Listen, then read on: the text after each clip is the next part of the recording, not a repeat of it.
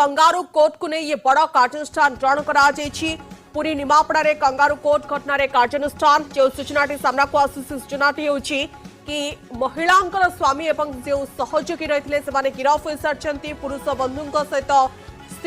स्त्री और पुरुष बंधु को माड़ मारी स्वामी बेकरे माड़ पकाई रास्तार बुलाई परकिया प्रीति अभियोग पर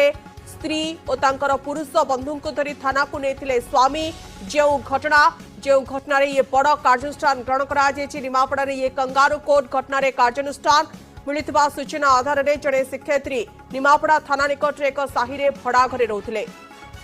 स्वामी सहित किसी बद स्वामी स्त्री एकाठी रोते महिला जनक शिक्षयित्री होता बेले पुरुष जनक शिक्षक नेता होता जमापड़ी स्त्री को परकिया प्रीति समय धरिता बेले स्वामी और सांग मैंने मिसी दुई जन को अर्थ उल्लग्न अवस्था बेकरे माड़ पकाई थाना को चलाई नहीं थाना अधिकारी ये घटना को नहीं अधिक तदंत प्रक्रिया